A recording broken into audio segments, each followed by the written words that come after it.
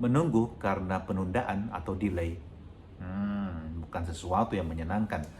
Anda bisa menjadi gusar, Anda marah, Anda kecewa, mungkin Anda menjadi deg-degan gimana nih acara selanjutnya. Bayangkan kalau Anda duduk di bandara dan mendengarkan pengumuman bahwa pesawat Anda delay 1-2 jam, bahkan ada yang berjam-jam tanpa ada kepastian apa yang terjadi. Anda bisa marah, Anda bisa gusar dan mungkin juga ada yang tertidur. Ada teman saya yang pernah mengalami, dia menunggu di bandara pesawat terakhir pada malam hari itu untuk terbang dari Jakarta ke Makassar. Dan sambil menunggu karena pesawatnya delay, dia ketiduran.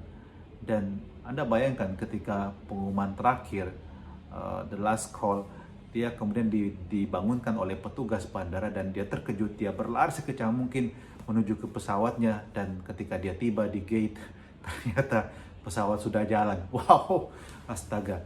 Tapi itu sering terjadi dalam kehidupan kita. Ada masa di mana kita mengalami interupsi, ada masa di mana kita mengalami delay, penundaan. Contoh kecil misalnya, kadang-kadang dalam studi pun kita mengalami waktu kita studi, ternyata tidak semua lancar-lancar saja. Kadang-kadang ada hambatan tertentu. Nanti anak-anak semakar aku yang terkasih, kalau kamu kuliah, kamu akan mengalami kadang-kadang dosen tertentu yang kamu hadapi mungkin tidak terlalu mudah, skripsi kamu sedikit tertunda walaupun kamu sudah kerja keras, atau mungkin ada mata kuliah yang agak sulit meskipun kamu sudah belajar, kamu ternyata harus masih mengulang lagi dan seterusnya. Dan juga Bapak Ibu Guru, kadang-kadang kita mengalami juga dalam kehidupan kita. Ada sesuatu yang kita harapkan bisa kita alami dalam keluarga. Mungkin kita mengharapkan sesuatu segera terjadi dalam kehidupan kita. Tapi itu juga seperti terjadi delay, ada penundaan tertentu dan kita kadang-kadang menjadi tidak sabar, kapan ini harus terjadi, Tuhan di mana kau berada, dan seterusnya. Dari pengalaman mengenai penundaan ini, contoh dalam kehidupan sehari-hari, sesungguhnya jangan kita menjadi gusar, jangan kita menjadi marah, jangan kita menjadi kecewa, apalagi putus harapan. Melainkan kadang-kadang penundaan tersebut itu adalah merupakan interupsi yang kemudian mendatangkan berkat. Blessing comes out from that situation. Contoh kecil, saya pernah mengalami ketika saya studi di Jerman dan harus mengalami penundaan karena dosen penguji saya itu sedang sakit. Saya harus menunggu 9 bulan sampai saya bisa mengikuti ujian. Bayangkan, 9 bulan menunggu, program yang lain sudah selesai, mata kuliah yang lain sudah selesai, tinggal ujian akhir doang. Tapi saya memutuskan saya tetap memilih profesor itu dan saya tunggu dia sampai dia sembuh. Dan ketika saya ujian, dia adalah salah satu dosen yang memberikan nilai yang terbaik pada saya. Wow, blessing in disguise.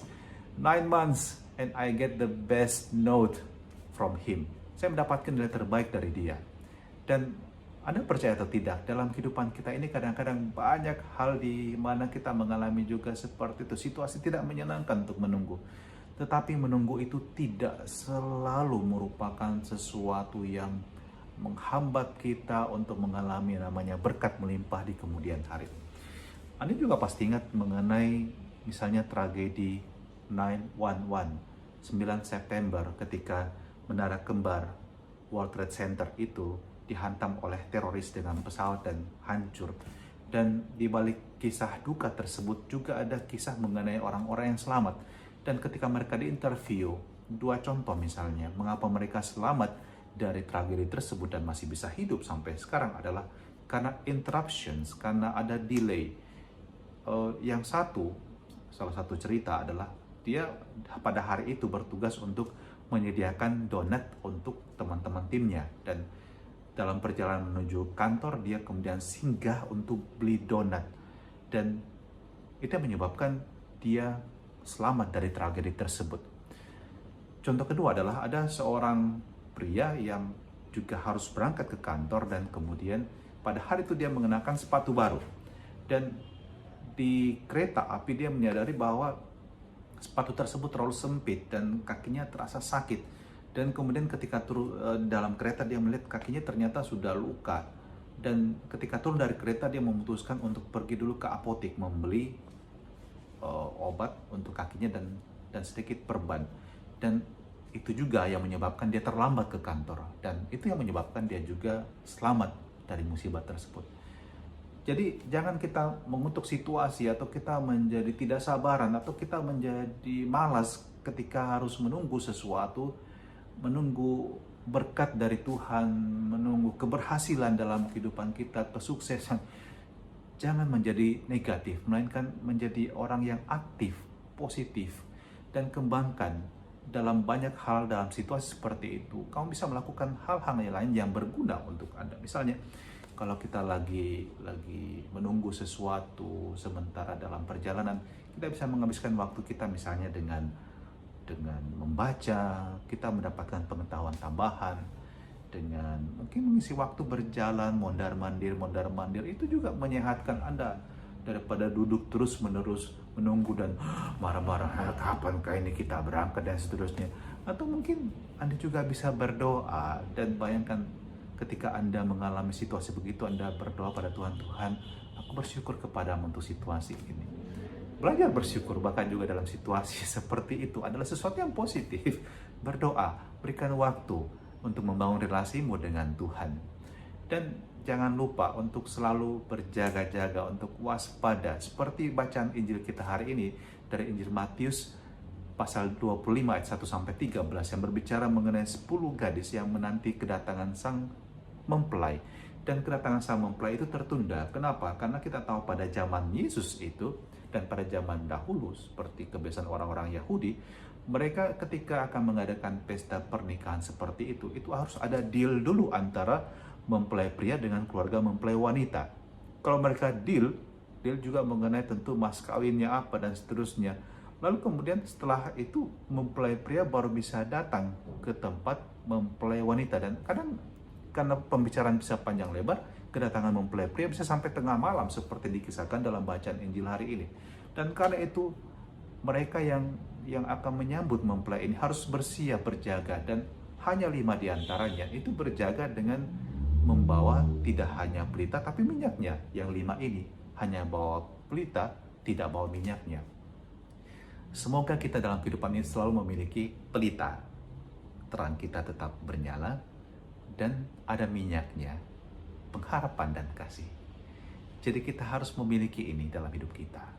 Iman, harapan, dan kasih ini itu bagaikan pelita dan minyaknya yang selalu menyemangati hidup kita. Dan sekali lagi, kalaupun terjadi bahwa dalam hidup kita itu tidak selalu terjadi sesuai dengan apa yang kita nantikan dan kita harapkan, jangan lelah untuk menanti dalam iman, harapan, dan kasih. Percayalah bahwa ketika itu semua berlalu, akan ada di ujung penantian tersebut buah yang indah untuk kehidupan Anda, dan akan Anda rasakan, Anda akan mengatakan pada akhirnya, Tuhan, terima kasih, ternyata penantianku tidak sia-sia. Sama seperti anak-anak Kusmakara, masa pandemi ini tentu juga masa penantian yang panjang, tapi kita tahu, kita percaya bahwa di akhir masa pandemi ini kita akan melihat berkat Tuhan juga untuk kehidupan kita. Tapi ingat, jangan terlena, jangan menjadi malas, tetap aktif dengan pelita yang bernyala. Juga Bapak Ibu Guru, masa pandemi ini masa berkat. Kita belajar banyak hal, banyak belajar tentang teknologi, banyak belajar bagaimana harus mengajar secara online. Itu menambah keterampilan kita dan kita menjadi lebih terampil tentunya menggunakan teknologi. Inilah berkat. Dan semoga di akhir masa pandemi ini kita jauh lebih bertumbuh dalam metode bagaimana kita juga mengajar anak-anak didik kita. Mari kita berdoa. Tuhan Maha Baik, kami bersyukur kepadamu untuk segala peristiwa kehidupan kami. Seringkali tidak mudah Tuhan. Kami kadang-kadang kecewa, kami kadang-kadang marah, kami kadang-kadang putus asa. Tetapi kami percaya Tuhan bahwa kami harus belajar untuk bersabar menanti. Tetapi dengan hati yang terus berjaga, dengan pikiran yang terbuka, kami terus menantikan saatnya di mana Engkau menyatakan kemuliaan-Mu dan berkat tercurah dalam kehidupan kami.